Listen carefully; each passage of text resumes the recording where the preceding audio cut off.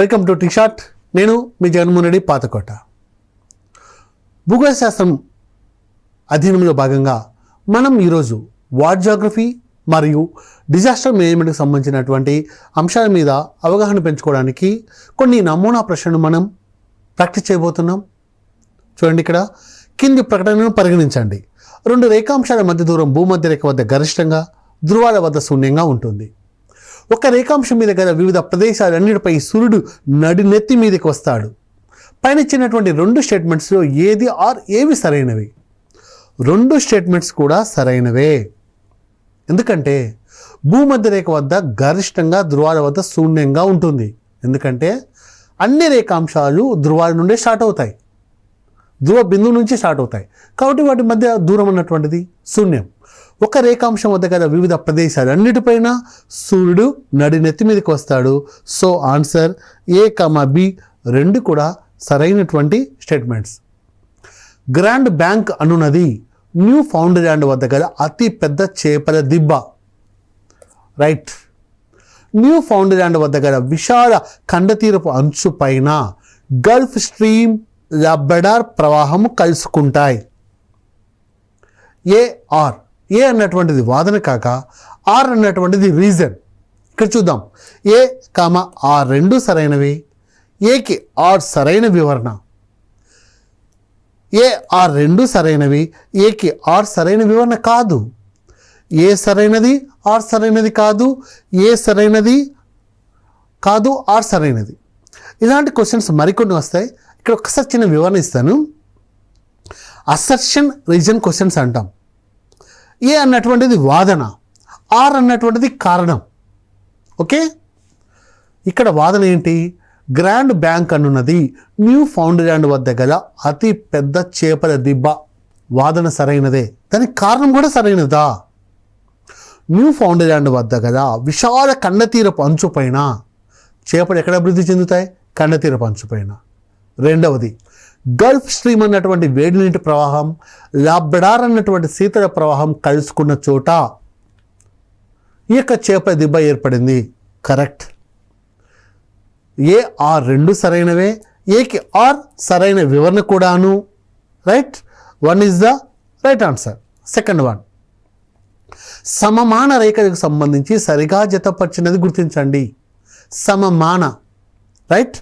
ఐసోహైట్స్, isohels, isotach, isotherm. Okay. సమానమైన ఉష్ణోగ్రత కలిగిన ప్రదేశాలు, సమానమైన సూర్యరశ్మి వ్యవధి కలిగినవి, సమానమైన పవన వేగము, సమానమైన వర్షపాతం కలిగి ఉన్నటువంటి ప్రదేశాలు. ఓకే. ఐసోహైట్. ఐసోహైట్కు హైట్ అంటే ఇక్కడ ఎత్తు అనుకోకండి, సమానమైన వర్షపాతం. 1కు ఆన్సర్ ఏంటిది? ఏకు 4. ఇంకా మళ్ళీ తర్వాత చూద్దాం. ఇక్కడ 2 ఆప్షన్స్ ఉన్నాయి మనకు. రెండవది ఐసోహెల్స్, సమానమైన సూర్యరశ్మి వ్యవధి కలిగి ఉన్నటువంటి ప్రదేశాలు. సో ఇంకా మనకి ఇక్కడ ఉన్నటువంటి వాటిలో ఐసోటాచ్, సమానమైన పవన వేగం. ఐసోథర్మ్స్, సమానమైనటువంటి ఉష్ణోగ్రత. ఇక్కడ చూద్దాం. డికి 1 ఆప్షన్ ఉన్నటువంటిది కూడా చూద్దాం మనం. ఏకు 4 ఉన్నటువంటి ఆప్షన్స్ 2 ఉండగా, ఐసోహెల్స్కు 2కు సమానమైనటువంటి సూర్యరశ్మి వ్యవధి ఉన్నటువంటిది ఇక్కడ మాత్రమే ఉంది. ఇంకా మనం చూడండి ఇక్కడ రైట్. చూడండి, 4th is the right one. ఒకసారి చూద్దామా. ఐసోహైట్స్ సమానమైన వర్షపాతము, ఐసోహెల్స్ సమానమైనటువంటి సూర్యరశ్మి వ్యవధి, ఐసోటాచ్ సమానమైనటువంటి పవన వేగము, ఐసోథర్మ్స్ సమానమైనటువంటి ఉష్ణోగ్రత కలిగినటువంటి ప్రదేశాలు. 4th is the right one. మేఘాలకు సంబంధించి తప్పుగా ఉన్నటువంటి వ్యాఖ్యాన్ని గుర్తించండి. సిర్రస్ మేఘాలను గుర్రంతోక మేఘాలు అని కూడా పిలుస్తారు. సిర్రోక్యుములస్ మేఘాలను మెకరల్ అన్న చేప పొలుసును పోలి ఉంటాయి. Right statement. క్యుమియోనింబస్ మేఘాలను మేఘాల రాజు, కింగ్ ఆఫ్ క్లౌడ్స్ అని పిలుస్తారు. 1, 2, 3 3 కూడా కరెక్టే. సో తప్పుగా ఉన్నటువంటి వాక్యం లేదు ఇందులో. 4th వన్ అన్నటువంటిది మనకి ఇక్కడ రైట్ ఆన్సర్. నెక్స్ట్, అవక్షేప శిలల లక్షణాలకు సంబంధించి సరికాని అంశాన్ని గుర్తించండి. అవక్షేప సెడిమెంటరీ రాక్స్ అంటాం వాటిని. ఓకే, వీటిని స్థరిత శిలలు స్ట్రాటిఫైడ్ రాక్స్ అని కూడా అంటాం. సరైనటువంటిదే. ఈ శిలల పైన నీటి కెరటాల గుర్తులు ఉంటాయి. వాటర్ రిపిల్ మార్క్స్ ఉంటాయి. ఎందుకంటే నదులు కానీ ఇంకా ఇతరత్ర తీసుకొచ్చినటువంటి నిక్షేపాలు సముద్రంలో నిక్షేపించబడడం, వరుసగా నిక్షేపించబడుతూ ఉన్నటువంటి క్రమంలో నీటి అలలకు సంబంధించినటువంటి కెరటాలకు సంబంధించినటువంటి గుర్తులు కూడా ఉంటాయి. ఇవి తమ గుండా నీటిని ప్రసరింప చేయు గుణము కదా సచ్ఛిద్ర శిలలు. తమ గుండా నీటిని ప్రసరింప చేస్తాయి. రైట్. ఫోర్త్, ఇవి అత్యంత కఠిన శిలలు. ఇవి అంత కఠినమైనటువంటి శిలలు కావు. అత్యంత కఠిన శిలలు ఏవి? ఇగ్నియస్ రాక్స్, వాటి మనం అగ్నిశిలలు అంటాం. సో 1, 2, 3 సరైనటువంటివి. 4వ ఈ యొక్క 4th ఆప్షన్ సరైనటువంటిది కాదు. ఈ క్రింది వాటిలో భేదక క్రమక్షయం డిఫరెన్షియల్ ఎరోజన్ వల్ల ఏర్పడిన క్రమక్షయ స్వరూపం ఏది? భేదక క్రమక్షయం అంటే ఒక శిలకు సంబంధించిన పైన ఉన్నటువంటిది ఎక్కువ క్రమక్షయం జరిగి క్రింద ఉన్నటువంటిది తక్కువ క్రమక్షయం జరిగితే దాన్ని మనం డిఫరెన్షియల్ ఎరోజన్ అంటాం. జలపాతాలు డిఫరెన్షియల్ ఎరోజన్ వల్ల ఏర్పడతాయి. పుట్టగొడుగు ఆకారపు శిల డిఫరెన్షియల్ ఎరోజన్ వల్ల ఏర్పడతాయి. ఎర్డంగ్స్ డిఫరెన్షియల్ ఎరోజన్ వల్ల ఏర్పడతాయి. స్వరూపం ఏది అంటే అన్నీ కూడా, పైవన్నీ కూడా డిఫరెన్షియల్ ఎరోజన్ వల్ల ఏర్పడతాయి. జలపాతాలేమో నదుల వల్ల, పుట్టగొడుగు ఆకారపు శిల, యార్డంగ్స్ అన్నటువంటివి పవన క్రమక్షయం వల్ల ఏర్పడతాయి. ఇవి 3 కూడా డిఫరెన్షియల్ ఎరోజన్ వల్లనే ఏర్పడతాయి. నెక్స్ట్ వన్, క్రింది వాక్యాన్ని పరిగణించండి. పలకలు, వాటి మనం ప్లేట్స్ అంటాం. పలకలు కదడానికి కారణం భూ కేంద్రం నుండి ఉపరితలం వైపునకు వలయాకారంలో చలించే ఉష్ణ సంవహన ప్రవాహాలు, కన్వెక్షనల్ కరెంట్స్ అంటాం. అభిసరణ పలక సరిహద్దుల వద్ద ఎత్తైన ముడత పర్వతాలు ఏర్పడతాయి. అభిసరణ కన్వర్జెంట్. 2 పలకలు ఎదురెదురుగా వస్తే దాన్ని కన్వర్జెంట్ అంటాం. పై ప్రకటనలో ఏవి సరైనవి? A, B 2 కూడా సరైనవే. రైట్, 2 కూడా సరైనవే. So answer 3. క్రింది వ్యాఖ్యానం పరిగణించండి. ప్రపంచంలో అతి పెద్ద అవరోధ భిత్తిక సముద్రంలో కలదు, ద గ్రేట్ బారియర్ రీఫ్. ఇది ఆస్ట్రేలియా తూర్పు తీరాన పసిఫిక్ మహాసముద్రంలో కలదు. బి ఆప్షన్ చూడండి. ప్రవాల భిత్తికలను మహాసముద్ర వర్షారణ్యాలు అని కూడా పిలుస్తారు. ప్రపంచంలో అతి పెద్ద barrier reef great barrier reef, ఇది ఆస్ట్రేలియా తూర్పు తీరాన ఉంది. Right statement. వీటిని అంటే ప్రవాల భిత్తికలను, కోరల్ రీఫ్స్ను మహాసముద్ర వర్షారణ్యాలు అని కూడా పిలుస్తారు. 2 స్టేట్మెంట్స్ కూడా సరైనవే. Third is the right one. ఇక్కడ మళ్ళీ మనకు వాదన రీజన్కి సంబంధించినటువంటి క్వశ్చన్ ఉంది. భూమధ్యరేఖ వద్ద ట్రోపో ఆవరణము గరిష్ట ఎత్తును ఉంటుంది. భూమధ్యరేఖ వద్ద బలమైనటువంటి ఉష్ణ సంవహన ప్రవాహాలు ఏర్పడును. రైట్.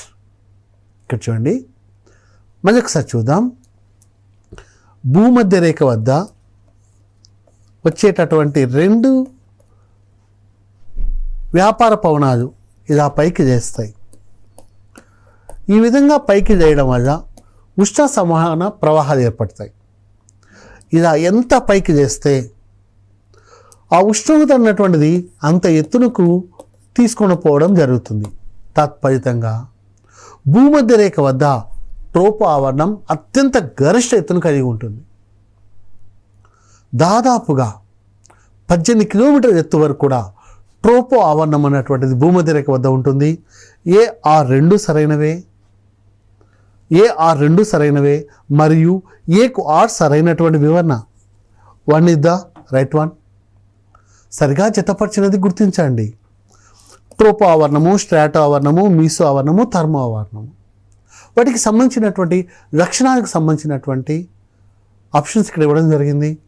ఐనో ఆవరణమని కూడా పిలుస్తారు, బాహ్య ట్రోపో ఆవరణమని కూడా పిలుస్తారు, ఓజోన్ పొర ఉంటుంది, మిశ్రమ ఆవరణమని కూడా అంటాము. ట్రోపో ఆవరణమును మిశ్రమ ఆవరణము అని పిలుస్తాం. స్ట్రాటో ఆవరణంలోనే ఓజోన్ పొర ఉంటుంది. మీసో ఆవరణంలో ఒక ప్రత్యేకమైనటువంటి ప్రక్రియ జరుగుతుంది. ఎత్తు పెరిగే కొద్ది ఉష్ణోగ్రత తగ్గుతుంది కాబట్టి దాన్ని బాహ్య ట్రోపో ఆవరణం అని పిలుస్తాం. థర్మో ఆవరణమును ఐనో ఆవరణమని కూడా పిలుస్తాం. ఇప్పుడు చూద్దాం. ట్రోపో ఆవరణానికి మనకు ఆన్సర్ వచ్చేసి మిశ్రమ ఆవరణం. ఫోర్త్ ఉన్నటువంటివి 2 కనిపిస్తూ ఉన్నాయి మనకు. స్ట్రాటో ఆవరణంలో ఓజోన్ పొర ఉంటుంది. ఓజోన్ పొర ఉన్నటువంటి ఆప్షన్ 3 ఒకటే ఉంది. ఇక్కడ చూడండి, 1 is the right one. Okay, మనం విపత్తు నిర్వహణకు సంబంధించి డిజాస్టర్ మేనేజ్మెంట్కి సంబంధించినటువంటి నమూనా ప్రశ్నను కూడా మరికొన్నిటి మనం ఈ సెషన్లో మనం చూద్దాం. క్రింది వ్యాఖ్యాన్ని పరిశీలించండి. చక్రవాతంలో అత్యంత ప్రశాంతమైన భాగం చక్రవాతపు కన్ను. దాన్ని మనం సైక్లోన్ ఐ అంటాం. సైక్లోన్లో 3 భాగాలు ఉంటాయి. ఆ సెంటర్ భాగాన్ని సైక్లోన్ ఐ అంటాం. రెండవ స్టేట్మెంట్, బంగాళాఖాతంలో ఏర్పడిన చక్రవాతాలలో అత్యల్ప పీడనం నమోదైనది 1971 నాటి దివిసీమ చక్రవాతపు కన్నులో. ఈ 2 స్టేట్మెంట్స్లో ఏది సరైనవి? 2 స్టేట్మెంట్స్ కూడా సరైనవి. So answer C is the right answer. మనం ఏమనుకుంటూ ఉంటామంటే చక్రవాత కన్ను అత్యంత భయానకంగా ఉంటుంది అనుకుంటాం. కాదు, అత్యంత ప్రశాంతంగా ఉంటుంది. ఒక చక్రవాతం మధ్యలో మనం ఉన్నప్పుడు అకస్మాత్తుగా వర్షం ఆగిపోతుంది. అకస్మాత్తుగా వర్షం ప్రశాంతమైపోతుంది. గాలులు నెమ్మదిగా వీస్తాయి. అంటే చక్రవాతం వ్యవధి ముగిసిపోయినట్టు కాదు, మనం చక్రవాతం మధ్య భాగంలో ఉన్నట్టు. సో AB 2 కూడా సరైనవే. నెక్స్ట్ వన్, క్రింది వాక్యాన్ని పరిశీలించండి. ఉష్ణమండల చక్రవాతాలు సాధారణంగా ప్రపంచ పవనాల దిశను అనుసరించి కదులుతాయి. Correct statement. మీరు ఈశాన్య ఋతుపవనాలు వస్తున్నప్పుడు మీరు గమనించండి, బంగాళాఖాతంలో ఏర్పడినటువంటి చక్రవాతాలు ఈశాన్య చక్రవాతాల దిశను అనుసరించి భారతదేశం వైపునకు ప్రయాణిస్తాయి. రైట్. సెకండ్ వన్, ఉత్తరార్ధగోళంలోని ఉష్ణమండల చక్రవాతాల గాలుల భ్రమణం అపసవ్య దిశలో ఉంటుంది, యాంటీ క్లాక్ వైజ్ దిశలో ఉంటుంది. ఇది కూడా సరైనటువంటిదే. పై ప్రకటనలలో ఏది సరైనవి అంటే సి, A, B 2 కూడా సరైనవే. నెక్స్ట్, క్రింది వ్యాఖ్యాను పరిశీలించండి. ప్రపంచ విపత్తులపైన 3వ అంతర్జాతీయ సమావేశం జపాన్ దేశంలోని సెండై నగరంలో జరిగింది. సెండై సమావేశానంతరం NDMAను ఏర్పాటు చేయడం జరిగింది. National disaster management authority. ప్రపంచ విపత్తులపైన 3వ అంతర్జాతీయ సమావేశం జపాన్ దేశంలోని సెండై నగరంలో జరిగింది. ఇది 2015లో జరిగింది. Very important one. కానీ సెండై సమావేశానంతరం NDMAను ఏర్పాటు చేయడం లేదు. మీరు గమనిస్తే ఇప్పటి వరకు 3 ప్రపంచ విపత్తులపైన 3 సమావేశాలు జరిగాయి. ఎకహోమా సమావేశం, హ్యూగో సమావేశం, NDMA. NDMA అన్నటువంటిది 2005లో ఏర్పాటు చేయడం జరిగింది. మరి సెండై సమావేశం 2015. సో స్టేట్మెంట్ 1 మాత్రమే సరైనటువంటిది. B స్టేట్మెంట్ సరైనది కాదు, A మాత్రమే సరైనది. ఓకే. నెక్స్ట్ వన్, క్రింది వ్యాఖ్యలను పరిశీలించండి. అరేబియా సముద్రం కన్నా బంగాళాఖాతంలో చక్రవాతాలు అధికంగా ఏర్పడతాయి. పశ్చిమ తీరంలో కేరళ రాష్ట్రం అత్యధిక చక్రవాత ప్రభావిత రాష్ట్రం. తూర్పు తీరంలో ఒడిస్సా అత్యధిక చక్రవాత ప్రభావిత రాష్ట్రం. ఫోర్త్ ఆప్షన్ చూడండి, D ఆప్షన్. ఆంధ్రప్రదేశ్ రాష్ట్రంలోని కృష్ణా, నెల్లూరు, తూర్పుగోదావరి very high prone cyclone prone జాబితాలో కలవు. ఇందులో ఉన్నటువంటి స్టేట్మెంట్స్లో A right answer, right one. B wrong అండి. పశ్చిమ తీరంలో గుజరాత్ రాష్ట్రం అత్యధిక చక్రవాత ప్రభావిత రాష్ట్రం. C తూర్పు తీరంలో ఒడిస్సా, రైట్ వన్. D కూడా రైట్ వన్. ఇక్కడ మనకు ఒక B మాత్రమే సరైనది కాదు, ఏబిడి సరిగా ఉన్నటువంటి ఏసిడి, ఓకే, 3 కరెక్ట్, ఒక బి మాత్రం సరైనటువంటిది కాదు. అరేబియా సముద్రం కన్నా బంగాళాఖాతంలో చక్రవాతాలు, బాగా గుర్తుపెట్టుకోండి, బంగాళాఖాతంలో 4 చక్రవాతాలు ఏర్పడితే అరేబియా సముద్రంలో 1 చక్రవాతం ఏర్పడుతుంది, అంటే సగటున 4:1 రేషియోలో. ఓకే, నెక్స్ట్ వన్, ఎల్ నినోకు సంబంధించి సరైనది కానిది గుర్తించండి. ఉత్తర పసిఫిక్లో ఏర్పడేటటువంటి ప్రత్యేక పరిస్థితి. ఓకే, సెకండ్ వన్, పెరు శీతల ప్రవాహం బలంగా ఉన్నప్పుడు ఏర్పడుతుంది, రైట్ వన్. దీనివల్ల ఎటకామా ఎడారిలో వర్షాలు కురుస్తాయి, రైట్ వన్. ఎల్ నినో అన్న స్పానిష్ పదానికి అర్థం క్రైస్తవ బాలుడు. ఓకే, ఇక్కడ ఉన్నటువంటి 4 స్టేట్మెంట్స్లో రాంగ్గా ఉన్నటువంటిది ఉత్తర పసిఫిక్లో ఏర్పడేటటువంటి ప్రత్యేక పరిస్థితి కాదండి, అది దక్షిణ పసిఫిక్లో ఏర్పడేటటువంటి ప్రత్యేకమైనటువంటి పరిస్థితే ఎల్ నినో. ఆ దక్షిణ పసిఫిక్ మహాసముద్రంలో ఉన్నటువంటి సముద్ర జలాలు అనూహ్యంగా వేడెక్కేటటువంటి పరిస్థితే El Nino condition, right. Peru శీతల ప్రవాహం బలంగా ఉన్నప్పుడు ఏర్పడదు, పెరు శీతల ప్రవాహం బలహీన పడితే ఏర్పడుతుంది. సో ఇక్కడ ఏ అన్నటువంటిది తప్పుగా ఉంది, బి అన్నటువంటిది కూడా తప్పుగా ఉంది. ఓకే, ఇక్కడ ఆన్సర్ వచ్చేసి దీనివల్ల అటకామా ఎడారిలో వర్షాలు కురుస్తాయి, రైట్. ఓకే, ఎల్ నినో అన్న స్పానిష్ పదానికి అర్థం క్రైస్తవ బాలుడు. సిడి 2 కూడా ఇక్కడ సరైనది కాదు, సరైనది గుర్తించండి. సి అండ్ డి సరైనవి, ఓకేనా, సరైనది గుర్తించండి, సిడి సరైనది. విపత్తులపైన మొదటి అంతర్జాతీయ సదస్సు ఎక్కడ జరిగింది? విపత్తులపైన మొదటి అంతర్జాతీయ సదస్సు ఎకహోమా నగరంలో జరిగింది. 2వ సదస్సు హ్యూగో నగరంలో జరిగింది. 3వది సెండై నగరంలో జరిగింది. ఓకే, మొదటిది ఎక్కడ మనకు ఎకహోమా. ఈ 3 కూడా ఎక్కడ ఉన్నాయంటే జపాన్ దేశంలో ఉన్నాయి. ఎందుకు 3 సమావేశాలు కూడా జపాన్లో జరిగాయంటే ఒకటే కారణం అండి, జపాన్ భూకంపాలు రావడానికి అత్యంత అవకాశం ఉన్నటువంటిది, సైక్లోన్ రావడానికి అవకాశం ఉన్నటువంటిది, సునామీలు రావడానికి అవకాశం ఉన్నటువంటిది జపాన్. అగ్నిపర్వత విస్ఫోటనం జరగడానికి కారణం అక్కడ ఉన్నటువంటి ఫ్యూజియామా, ఇంకా ఇతర అగ్నిపర్వతాలు. అంతేకాదు, అత్యంత ఘోరమైనటువంటి అణు విపత్తు హిరోషిమా నాగసాకి సంభవించినటువంటిది కూడా జపాన్. అంటే విపత్తుల పైన సమావేశం జరపడానికి అర్హత కలిగినటువంటి ఏకైక దేశం ఏదైనా ఉందంటే అది జపాన్. అందుకే జపాన్లో ఉన్నటువంటి 3 నగరాల్లో ఎకహోమా, సెండాయ్, హ్యూగో. మొదటిదేమో ఎకహోమా, రెండవ సమావేశం హ్యూగో నగరంలో, 3వ సమావేశం సెండాయ్ నగరంలో ఏర్పాటు చేయడం జరిగింది. నెక్స్ట్ వన్, విపత్తు నిర్వహణ చక్రములకు సంబంధించి సరైనది గుర్తించండి. విపత్తు నిర్వహణ చక్రంలో మనకు 4 సైకిల్స్ ఉంటాయి. ప్రతిస్పందన ఉపశమనం, పునరావాసం పునర్నిర్మాణం, మిటిగేషన్, సంసిద్ధత. ప్రతిస్పందన ఉపశమనంలో శోధన, ప్రథమ చికిత్స, ఆహారం అందించడము, మందు ఇవ్వడం. ఓకే, సెకండ్ వన్ పునరావాసం పునర్నిర్మాణం, పాడైపోయినటువంటి విద్యుత్ సమాచార రవాణా వ్యవస్థల పునరుద్ధరణ, ఆర్థిక సహాయం చేయడం.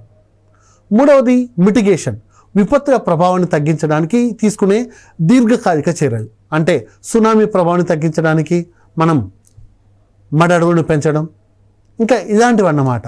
సంసిద్ధత, వార్నింగ్ సిస్టమ్స్, హెచ్చరిక వ్యవస్థలను ఏర్పాటు చేయడం. ఇవన్నీ కూడా ఇందులో సరైనది ABCD 4 స్టేట్మెంట్స్ సరైనవే. So A is the right one. క్రింది వానిలో తీవ్రమైనటువంటి కరువు ఏది? వాతావరణ సంబంధమైన కరువు, జల సంబంధమైన కరువు, వ్యవసాయ సంబంధమైన కరువు. మీరు గమనించినట్టయితే వాతావరణ సంబంధమైనటువంటి కరువు వల్ల జల సంబంధమైన కరువు సంభవిస్తుంది. ఈ రెండిటి సంయుక్త ప్రభావం వల్ల వ్యవసాయ సంబంధమైనటువంటి కరువు వస్తుంది. సో అత్యంత తీవ్రమైనటువంటి కరువు ఏదైనా ఉందంటే అది వ్యవసాయ సంబంధమైనటువంటి కరువు. ఓకే, మొదటి దాని ఫలితం రెండవది. ఈ రెండిటి సంయుక్త ప్రభావం వ్యవసాయ సంబంధమైనటువంటి కరువు. Okay, next one. 2013 ఉత్తరాఖండ్ వరదలకు కారణమైన నది ఏది? ఉత్తరాఖండ్ సునామీ ఆర్ హిమాలయన్ సునామీగా పిలువబడినటువంటి అత్యంత ఘోరమైనటువంటి విపత్తు సంభవించింది 2013. సో ఈ దానికి కారణమైనటువంటిది మనకు 4 ఆప్షన్స్ ఇవ్వడం జరిగింది. భగీరథి, యమున, మందాకిని, బ్యాస్. ఆన్సర్ వచ్చేసి మందాకిని నది అండి. దీనివల్ల మనకు ఈ యొక్క ఉత్తరాఖండ్ వరదలు సంభవించడం జరిగింది. క్రింది వ్యాఖ్యానం పరిశీలించండి. ఉత్తర హిందూ మహాసముద్రంలో చక్రవాతాలు ప్రీ మాన్సూన్, పోస్ట్ మాన్సూన్ సీజన్లో ఏర్పడతాయి. రైట్, నేను ఇందాకనే చెప్పాను pre monsoon season, post monsoon season అన్నటువంటిది. ప్రీ మాన్సూన్ సీజన్ అంటే వేసవి కాలం, పోస్ట్ మాన్సూన్ సీజన్ అంటే ఈశాన్య ఋతుపవన కాలం. రెండో స్టేట్మెంట్ చూడండి. Pre monsoon season, post monsoon సీజన్లో ఉత్తర హిందూ మహాసముద్రంలో అధిక ఉష్ణోగ్రతలు నమోదవుతాయి. ఏ, బి రెండు సరైనవే. ఏ, బికి సరైనటువంటి వివరణ. మీరు గమనిస్తే ఇక్కడ 2 స్టేట్మెంట్స్ కరెక్టే. చక్రవాతాలు ఫామ్ కావాలంటే మొదటి అంశం ఏంటిదంటే అక్కడ ఉన్నటువంటి సముద్రం యొక్క ఉష్ణోగ్రత 27 డిగ్రీ సెంటీగ్రేడ్ను దాటి నమోదు కావాలి. అప్పుడే మనకు అత్యంత తీవ్రమైనటువంటి బాష్పోత్సేక ప్రక్రియ జరుగుతుంది. అప్పుడు మనకు చక్రవాతాలు ఏర్పడడానికి కావాల్సినటువంటి ఒక ఫేవరబుల్ కండిషన్ సంభవిస్తుంది. So A is the right one. Next one. క్రింది వాక్యాన్ని పరిశీలించండి. విపత్తులపైన 2వ అంతర్జాతీయ సదస్సు 2005లో హ్యూగో నగరంలో జరిగింది. దీనికి విశేష ప్రాధాన్యత లభించింది. 2004లో హిందూ మహాసముద్ర సునామీ తీవ్రమైనటువంటి నష్టాన్ని సృష్టించింది. ఏ, బి రెండు సరైనవే. ఏ, బికి సరైనటువంటి వివరణ. వాస్తవం అండి. ఇక్కడ విపత్తులపైన 2వ అంతర్జాతీయ సదస్సు 2005లో హ్యూగో నగరంలో జరిగింది. దీనికి విశేష ప్రాధాన్యత. అంతకుముందు జరిగినటువంటి యొకోహామా సమావేశానికి పెద్ద ప్రాధాన్యత లేదు. కానీ 2004లో హిందూ మహాసముద్ర సునామీ, ఇండియన్ ఓషన్ సునామీ అంటాం. దాని సమస్య ఏంటిదంటే 14 దేశాల్లో దాదాపుగా 2,30,000 మంది చనిపోయారు. అందువలనే 2005లో సంభవించినటువంటి హ్యూగో నగరంలో జరిగినటువంటి ప్రపంచ విపత్తుల సమావేశానికి చాలా తీవ్రమైనటువంటి స్పందన లభించింది. ఏ, బి రెండు సరైనవే. ఏకు బి సరైనటువంటి వివరణ. జింగ్ అన్నటువంటి సాంప్రదాయ జల సంరక్షక నిర్మాణాలు ఎక్కడ కలవు? ఇది మనం డ్రాట్ అన్నటువంటి విపత్తుల నిర్వహణకు సంబంధించినటువంటి అంశంలో భాగంగా మనం సాంప్రదాయ ట్రెడిషనల్ వాటర్ కన్జర్వేషన్ స్ట్రక్చర్స్ మనం చూద్దాం. జింగ్ అన్నటువంటిది మాత్రం లడఖ్ ప్రాంతంలో ఉన్నటువంటి సాంప్రదాయ జల సంరక్షక నిర్మాణాలు ఇక జింగ్ అన్నటువంటివి. ఓకే, మనం ఈ సెషన్లో మనం ప్రపంచ భూగోళ శాస్త్రానికి సంబంధించి మరియు విపత్తుల నిర్వహణకు సంబంధించినటువంటి నమూనా ప్రశ్నను మనం చూడడం జరిగింది. అయితే మీరు ఇక వరల్డ్ జాగ్రఫీ చదివేటప్పుడు వరల్డ్ జాగ్రఫీలో ఉన్నటువంటి యూనివర్స్ అన్నటువంటి అంశాన్ని మరియు జియోమార్ఫాలజీ, ఓషనోగ్రఫీ కొంచెం బాగా హైలైట్ చేయండి. రీసెంట్గా వస్తున్నటువంటి ప్రశ్నలో ఓషనోగ్రఫీ సముద్ర శాస్త్రానికి సంబంధించినటువంటి లవణీయత, ఓషన్ వాటర్ మూమెంట్స్ అంటే సముద్ర ప్రవాహాలు, టైడ్స్కి సంబంధించినటువంటి, అంతేకాకుండా సముద్ర భూస్వరూపాలు, ఖండతీరపు అంచు, ఖండతీరపు వాలు, అగాధ సముద్ర మైదానాలు, మహాసముద్రపు అఖాతాలతో పాటుగా రిడ్జ్ గయోడ్స్ మీద ప్రశ్న అడుగుతున్నాడు. వాటి బాగా ఫోకస్ చేయండి. భూస్వరూప శాస్త్రం చదువుకునేటప్పుడు అంటే జియోమార్ఫాలజీ సెక్షన్లో రాక్స్కి సంబంధించి కన్ఫామ్గా ఒక ప్రశ్న వస్తుంది. ఈ రాక్స్కి సంబంధించినటువంటి సమాచారం మీద కూడా మీరు బాగా ఫోకస్ చేయండి. తర్వాత ఉన్నటువంటిది ఇక క్లైమటాలజీ అనేటువంటి భాగంలో ప్రపంచ పవనాలు మరియు స్థానిక పవనాలు, లోకల్ విండ్స్. ప్రపంచ పవనాల్లో బాగా అయినటువంటి ఋతుపవనాలు, ఇతర అంశాలకు సంబంధించి, స్థానిక పవనాలకు సంబంధించి చినుక్ అంటే అవి ఎక్కడ ఉన్నాయి, వాటి యొక్క ఉనికి ఏంటి అన్నటువంటి అంశాన్ని కొంచెం ఫోకస్ చేయండి. దాని తర్వాత ఉన్నటువంటిది డిజాస్టర్ మేనేజ్మెంట్లో భాగంగా ఎగ్జామినర్ బాగా ఫోకస్ చేస్తున్నటువంటి సెక్టార్ మనకు సైక్లోన్స్. ప్రతి ఎగ్జామ్లో కూడా మనకు ఇక సైక్లోన్కి సంబంధించినటువంటి అంశాల మీద మనకు ప్రశ్న అడుగుతున్నాడు.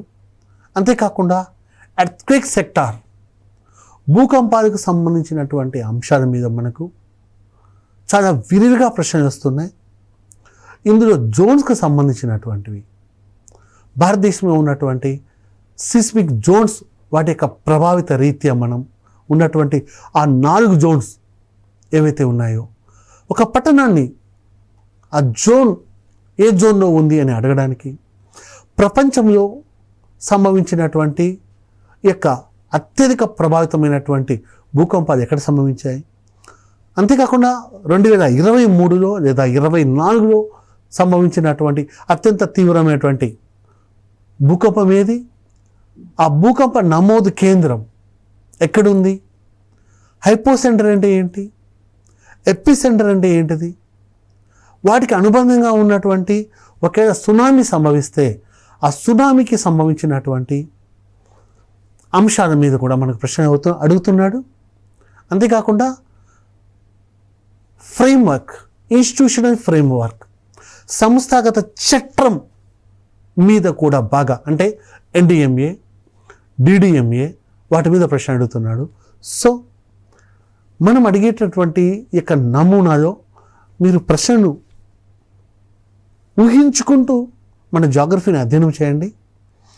అప్పుడు మనకు మన గ్రూప్స్లో ఎక్కువ ప్రశ్నలు రావడానికి, ఎక్కువ ఆ సమాధానం మనం చేయడానికి అవకాశం ఉంటుంది. Thank you.